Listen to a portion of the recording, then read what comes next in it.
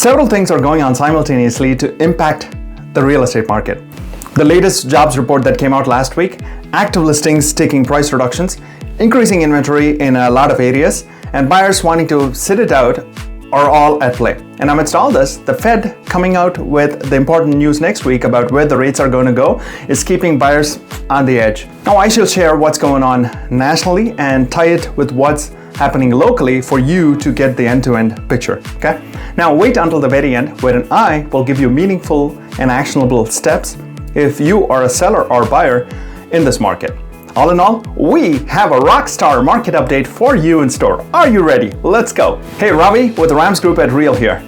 Yes, I did change brokerages, and this move was primarily to focus on better technology and other process efficiencies which I'm able to pass on to you. While this change happened at my end, nothing changes at your end. You will continue to receive the best possible service as you always have. Now that said, if this is the first time that you and I are connecting, I welcome you to our channel. I strive to provide meaningful, relevant, and educational content to keep you in the real estate know. Now back at it. The US ads jobs were much better than expected. 272,000 jobs in May, in fact. However, unemployment edges up to 4%. Now the non-farm payrolls expanded by 272,000 for the month, up from 165,000 in April. Now, this is well ahead of the Dow Jones's consensus estimate of 190,000. And here's the kicker. Overall, the average hourly earnings were higher than expected as well, rising about 0.4% for the month and about 4.1% from a year ago. And as can be seen on the graph to the left, the number of jobs created dropped a bit from March of this year going into April. However, this has perked back up in May. Now, though the news is great for the public in general, it doesn't bode too well for the rates as we know. Now moving to the correlation between inventory and mortgage rates. Inventory rises when rates rise, and inventory falls when rates fall, right? Going with that, between July of 2015 and November of 2016, when the rates dropped from around 4% to 3.5%, the number of homes on the market were absorbed to cause a shrinkage of about 130,000 homes available for sale. And between January of 2017 and 18, rates went from 4.3% to 3.8%, and this caused a drop of about 55,000 homes. Again, inventory falls when rates fall.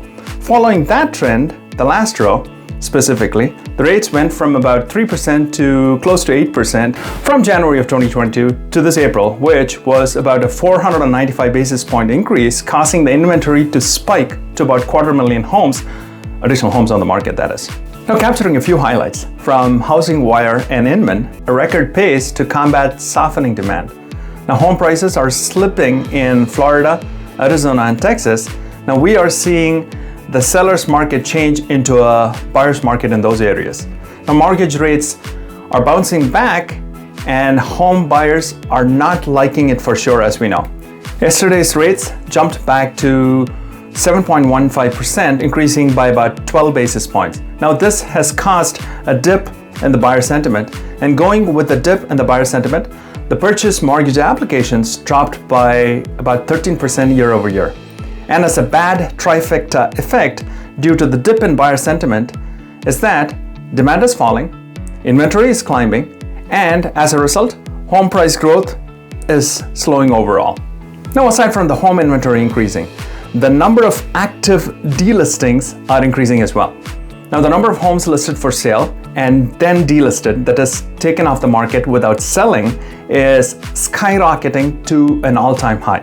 Are a sign of pricing imbalance, as we know, with asking prices higher than what buyers are willing to pay. The national delistings as a percentage of total listings are roughly double than the normal rate, which is bucking seasonal trends, which is accelerating. And this is all happening as the new listings coming on the market are overpriced, leading to an increased number of delistings, causing price drops across the nation. Now, this may be the start of a price correction. Sellers are bringing more inventory to the market, but with aspirational pricing that buyers aren't willing to pay, this market will shake out eventually. And where the supply and the demand kind of correlate. We'll see. Now the price reductions for existing homes is at a record pace for 2024 to be about 35% across the nation. Now this will just be a matter of time before it trickles into the local market. Now there are still some parts of the country where inventory is still tight and relatively fewer price cuts are happening. And the Pacific Northwest, Seattle market that is a perfect case in point. Now looking at the change in increase in the national inventory of homes, the number of active listings is increasing nationwide. Nearly every state had more homes for sale now than they did a year ago. Most of the country has about 30% more homes for sale on the market now, while most of the nation has inventory increase hovering about 35%. Washington has an inventory increase of about 52% as can be seen, leading the pack. Also, wow, look at Florida. They have a 70% increase in the number of homes available for sale. It's pretty soon going to tilt to a buyer's market there, provided the rates cope. Now, real estate is all about supply and demand, right? The active homes inventory, that is the homes for sale, has been increasing and is around 35%, while the demand has just been about 1%. There's a mismatch there, as shown on the bottom right.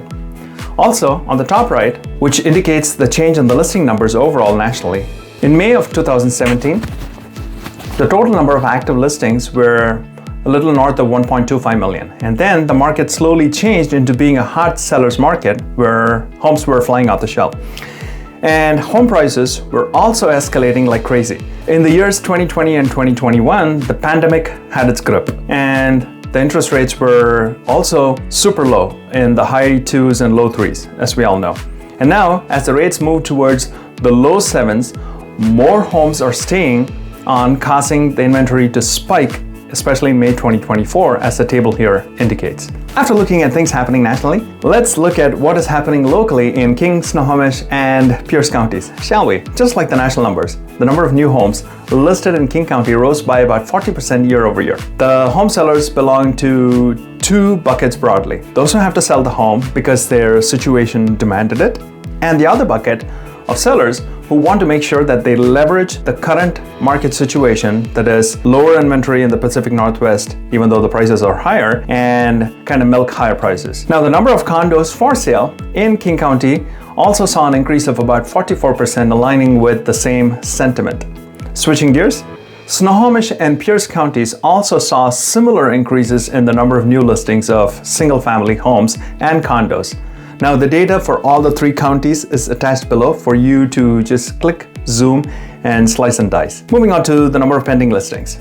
This increased year over year by about 8.8%, jiving with the story that less homes are going under contract, causing a surplus of homes to sit on the market. Now, the velocity of the market is not completely ho-hum, though.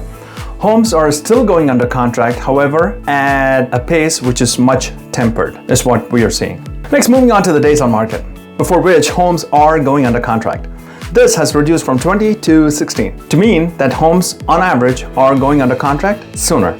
However, the decreased pending sales that we saw previously will catch up soon to push these numbers higher. Now, June's numbers will tell the story, and we're keeping a watch. Now, the median price of homes in King County has gone up 11.6% and is now a little north of 1.02 million, which, now while pundits have been saying that home prices are going to drop this year, the data goes to prove otherwise. Prices are increasing still, however, not at the pace it was used to seeing in the hot markets of 2021 and early 2022. The median price, as you know, is at the dead center. 50% of the homes sold above and 50% sold less. Then the average price of homes increased by about 13.8% year over year. And the reason the average price increased was that homes on the east side, pretty much in the core areas like Bellevue, Redmond, and Sammamish, contributed to higher prices on average, pushing this number up. One thing to notice though is affordability has taken a huge hit, especially with salaries not keeping up pace with the home price increases. Now, if this trend persists, the gap is going to widen further. Now, the percent list to received indicates if there were price escalations for homes that went under contract and closed. Now, we are seeing multiple offers come back to push these numbers back up. Now, the key is to price homes competitively for them to sell quicker and fetch higher prices. Homes on the east side areas like Redmond, Bellevue, and Kirkland have been seeing multiple offers to push these numbers up for the overall county, if you will, because the numbers kind of trickle into the county's average. Now, the months of supply of homes has shot up to 1.8, which is about a 38.5% increase. Now, this metric measures how long homes will take to sell, assuming no new homes came on the market. Now, this number, though, has increased from a year ago, and it still is less than 3 months to mean that the overall market in King County is still a seller's market. Anywhere less than 3 is a seller's market, anywhere between 3 to 6 months worth of inventory is a balanced market, and anything above 6 is a buyer's market. That said, with the rising inventory, higher interest rates, and many delistings happening, with buyers sitting out, what can you do if you were a buyer or a seller? If you're a seller, pricing your home competitively and marketing to reach every potential buyer out there, this is more important than ever. Now, we at the Rams Group make sure that our reach is about 10x to more buyers for our listings using social media. In addition to reaching out to the huge buyer pool, we selectively target agents who may have interested buyers to come by, take a look, and make early and higher offers. Setting up a competitive environment is what we do best. All in all, how we sell homes is drastically different than how homes are sold the traditional way. And our 12-step process of selling homes is so unique that even in this market, we have been averaging sellers about 7.84% higher prices than their local median prices. Now, this is across the country in most major markets, and sellers who chose to work with us won big time. And if you are a buyer, on the other hand, you have the power to negotiate right now and get your dream home at bargain prices and for the best terms. Now, leverage the high interest environment and higher inventory in your favor to get the dream home of your choice at the best price and terms. Yes, interest rates are high. However, when things temper a bit, the rates will come down for sure, and you can always refinance. And this way, when the interest rates go down and when the market slingshots back up with buyer frenzy increasing, you don't end up paying about $250,000 more for the home that you could have gotten at a bargain price.